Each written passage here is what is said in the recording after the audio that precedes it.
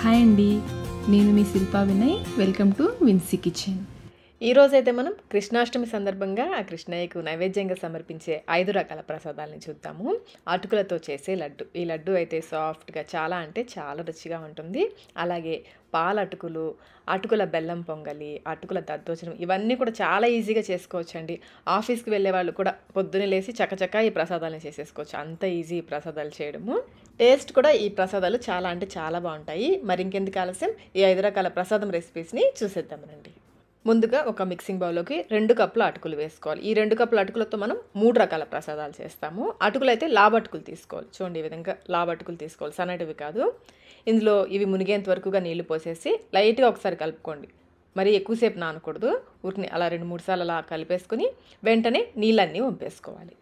ఇప్పుడు ఈ అటుకుల పైన మూత పెట్టేసి ఒక్క 10 నిమిషాల పాటు అటుకుల్ని నాననివ్వాలి.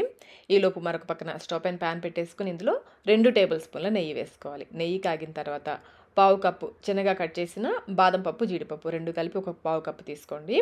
ఇవి బాగా వేగిన తర్వాత 2 టేబుల్ స్పూన్ల కిస్మిస్ కూడా వేసుకుని వేయించుకోవాలి. ఇవన్నీ బాగా వేగిన తర్వాత ఒక గిన్నెలోకి తీసుకుని పక్కన పెట్టేసుకోండి. నెయ్యితో సహా తీసి పక్కన పెట్టేసుకోండి.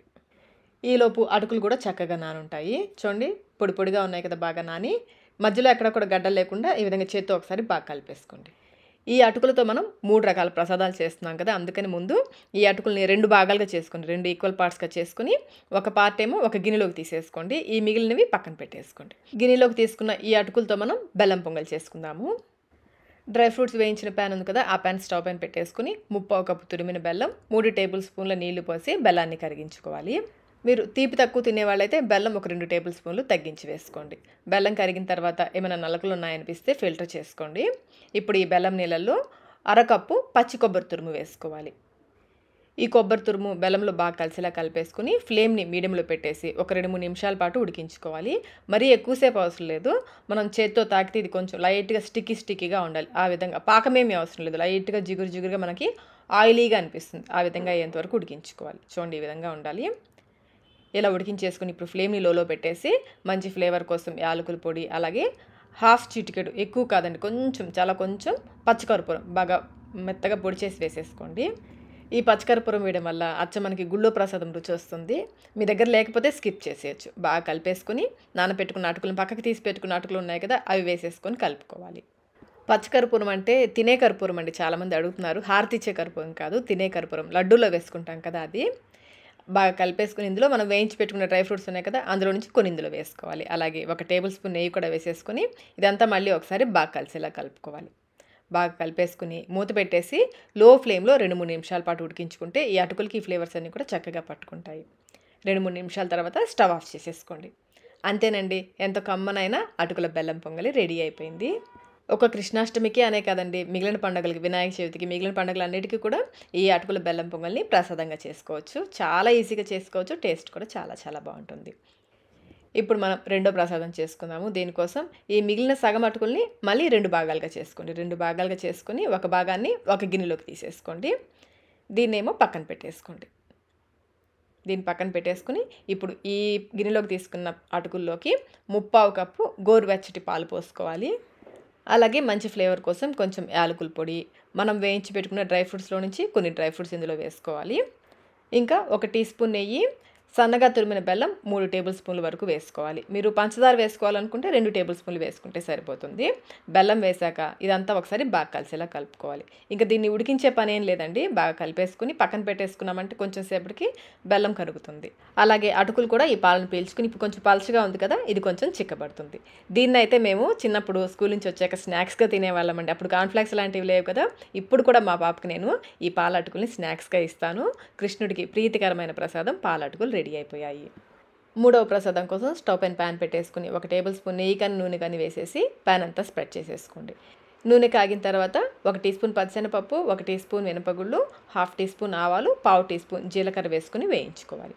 ఈ పోపు గింజలు బాగా వేగిన తర్వాత ఒక పచ్చిమిర్చిని చిన్నగా కట్ చేసి వేసుకోండి. అలాగే ఒక ఎండుమిర్చిని కూడా తుంపి వేసేసుకోండి.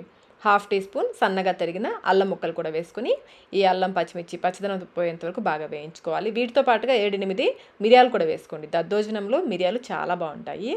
పచ్చిమిర్చి అయితే చిన్నది ఒకటి వేసుకుంటే సరిపోతుంది. ఇవి బాగా వేగిన తర్వాత కొంచెం ఇంగువ 2 పఫ్స్ ఇవ్వండి సరిపోతుంది. అలాగే 2 రెమ్మల కరివేపాకు కూడా వేసుకుని స్టవ్ ఆఫ్ చేసేసుకోండి. ఆ వేడికి ఇవి వేగిపోతాయి. బాగా కలిపేసుకుని ఈ పోపుని పూర్తిగా చల్లారనివ్వాలి. ఈ ప్యాన్ని పక్కన పెట్టేసుకోండి. ఈ పోపు పూర్తిగా చల్లారిన తర్వాత మనం దద్దోజనంలో కలుపుకుందాము. ఈ మిగిలిన అటుకులు ఉన్నాయి కదా, దీంతో మనం దద్దోజనం చేసుకుందాం. ఇందులో 1 కప్పు ఫ్రెష్ పెరుగు వేసుకోవాలి. ఇందులోనే రుచికి సరిపడినంత సాల్ట్ కూడా వేసేసి ఈ పెరుగు అటుకుల్లో బాగా కలిసేలా కలుపుకోవాలి. పెరుగు వేసాక కొంచెం పలచగా ఉంది అనిపిస్తుందండి. కొంచెం సేపటికి అటుకులు పెరుగుని పీల్చుకుని బాగా దగ్గరగా అయిపోతుంది. ఇందులో పూర్తిగా చల్లారిన పోపు కూడా వేసేసుకోవాలి. పోపు వేసేసుకుని ఇదంతా మళ్ళీ ఒకసారి బాగా కలిసేలా కలుపుకోవాలి. అసలు ఈ అటుకులు దద్దోజనం అయితే రుచి అద్దరిపోతుందండి. మీరు ఎప్పుడు తినకపోతే కనుక ఒకసారి అయితే తప్పకుండా ట్రై చేయండి. చూసారు కదా, ఒకసారి అటుకులు నానబెట్టేసుకుని 3 రకాల ప్రసాదాలు ఎంత ఈజీగా చేసేసుకున్నాము. ఇప్పుడు 4వ ప్రసాదం అటుకుల లడ్డు ఎలా తయారు చేసుకోవాలో చూద్దాము. స్టవ్ పైన ప్యాన్ పెట్టేసుకుని ఇందులో 2 కప్పుల అటుకులు వేసుకోవాలి. లావు అటుకులు 2 కప్పులు వేసుకోవాలి. ఫ్లేమ్ని మీడియంలో పెట్టేసుకుని కలుపుకుంటూ ఇవి మాడిపోకుండా ఫ్లేమ్ని అయితే లోకి మీడియంకి అడ్జస్ట్ చేసుకుంటూ ఈ అటుకులు క్రిస్పీగా అయ్యేంతవరకు వేయించుకోవాలి. ఇవి వేగాక కొంచెం అటుకులు ముడుచుకున్నట్లుగా అవుతాయి. మధ్య మధ్యలో చెక్ చేసుకుంటూ ఉండండి. అటుకులు ఈ విధంగా క్రిస్పీగా అయ్యేంతవరకు వేయించేసుకుని ఒక గిన్నెలోకి తీసుకుని పూర్తిగా చల్లారనివ్వాలి. ఈ అటుకులు పక్కన పెట్టేసుకుని ఇప్పుడు స్టవ్ పైన మళ్ళీ ప్యాన్ పెట్టేసి 1 టేబుల్ స్పూన్ నెయ్యి వేసుకుని ఇందులో 1/2 కప్పు పచ్చి కొబ్బరి తురుము వేసుకుని వేయించుకోవాలి. మీరు కావాలంటే ఎండు కొబ్బరి తురుమైనా వేసుకోవచ్చు. నా దగ్గర పచ్చి కొబ్బరి ఎక్కువ ఉందండి, అందుకని నేను పచ్చి కొబ్బరి వేశాను. ఫ్లేమ్ని లోకి మీడియంకి అడ్జస్ట్ చేసుకుంటూ ఇది లైట్గా కలర్ చేంజ్ అయ్యేంత వరకు పొడి పొడిలాడేంత వరకు వేయించుకోవాలి. చూడండి, కొబ్బరి వేగింది కదా, ఈ విధంగా వేయించేసుకుని ఈ కొబ్బరి ఇందులోనే ఉంచేసుకుని పక్కన పెట్టేసుకోండి. ఈలోపు అటుకులు కూడా చల్లారి ఉంటాయి. వీటిని మిక్సీ జార్లోకి వేసేసుకుని అటుకులతో పాటుగా 4 యాలకులు కూడా వేసేసి మధ్య మధ్యలో కలుపుకుంటూ ఇది కొంచెం లైట్గా రవ్వగా ఉండేలాగా గ్రైండ్ చేసుకోవాలి. ఇప్పుడు ఇందులో 3/4 కప్పు తురిమిన బెల్లం కూడా వేసుకోండి. బెల్లం వేసాక ఒకసారి కలిపేసుకోండి. మీరు స్వీట్ తక్కువ తినే వాళ్ళైతే 2 టేబుల్ స్పూన్ల బెల్లం తగ్గించి వేసుకోండి. బాగా కలిపేసుకుని మళ్ళీ గ్రైండ్ చేసుకోవాలి. ఇలా కలిపి గ్రైండ్ చేసుకుంటే బెల్లం ఇందులో బాగా కలిసిపోతుంది. ఇప్పుడు ఈ పొడిని మనం వేయించి పెట్టుకున్న కొబ్బరి ఉంది కదా, ఆ కొబ్బరిలోకి వేసేసుకోవాలి.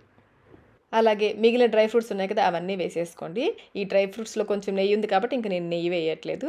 ఇదంతా కూడా బాగా కలిసేలా కలిపేసుకోవాలి. మీకు నెయ్యి ఫ్లేవర్ ఎక్కువ కావాలనుకుంటే ఇంకొక టీ స్పూన్ నెయ్యి వేసుకోవచ్చు. బాగా కలుపుకున్న తర్వాత ఇందులో 3 టీ స్పూన్ల కాచి చల్లార్చిన పాలు పోసుకోవాలి. చిన్న స్పూన్తో 3 స్పూన్లు వేసుకోవాలండి. పాలు ఎక్కువ పట్టవు. 3 స్పూన్లు వేసుకుని కావాలనుకుంటే కలిపిన తర్వాత చూసుకొని వేసుకోవచ్చు. పాలు పోసాక కొంచెం గట్టిగా ప్రెస్ చేస్తూ కలుపుకోవాలి. పాలలో తడికి బెల్లం కరుగుతుంది. కరిగి ఇది కొంచెం ముద్దగా అవుతుంది. మీరు పాలు ఎక్కువ పోసారంటే జారు అయిపోతుంది. ఎక్కువ పాలు అయితే అస్సలు పోసుకోవద్దు. ఈ విధంగా కలిపేసుకుని కొంచెం మనకి లడ్డు చేయడానికి వస్తుందో లేదో చెక్ చేసుకోండి. రాకపోతే కొంచెం అప్పుడు పాలు పోసుకోండి. నాకైతే కరెక్ట్గా సరిపోయింది 3 టీ స్పూన్ల పాలు. గట్టిగా ప్రెస్ చేస్తూ లడ్డూలు చేసేసుకోవడం. మీకు లడ్డూల సైజ్ మీ ఇష్టం అండి. కొంచెం చిన్నవి కావాలంటే చిన్నవి చేసుకోవచ్చు, పెద్దవి కావాలంటే పెద్దవి చేసుకోవచ్చు. మీరు పాలకు బదులుగా నెయ్యి పోసుకుని కూడా ఈ లడ్డూలు చేసుకోవచ్చు. నెయ్యి అయితే కొంచెం ఎక్కువ పడుతుంది.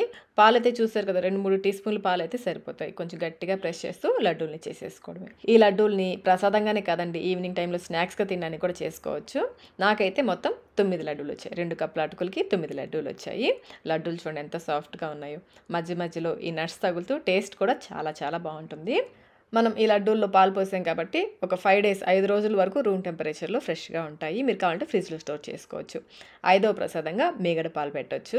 ఆవు పాలు పెట్టాలా, గేదె పాలు పెట్టాలా అంటే మీకు అందుబాటులో ఉన్న పాలు పెట్టుకోవచ్చు అండి. అలాగే అప్పుడే తీసిన ఫ్రెష్ వెన్న కూడా పెట్టచ్చు. ఇదైతే ఆవు పాలతో తీసిన వెన్న, అందుకని ఎల్లో కలర్లో ఉంది. చూశారు కదా, కృష్ణాష్టమి స్పెషల్ 5 రకాల ప్రసాదాలని ఎంత ఈజీగా చేసుకున్నామో. మరి ఈ కృష్ణాష్టమికి మీరు కూడా ఈ ప్రసాదాలను అయితే ఒకసారి తప్పకుండా ట్రై చేయండి. వీడియో నచ్చినట్లయితే లైక్ చేయండి, మీ ఫ్రెండ్స్కి ఫ్యామిలీ మెంబర్స్కి షేర్ చేయండి. ఇలాంటి మరిన్ని రెసిపీస్ కోసం మన విన్సీ కిచెన్ యూట్యూబ్ ఛానల్ని సబ్స్క్రైబ్ కూడా చేసుకోండి. Thank you.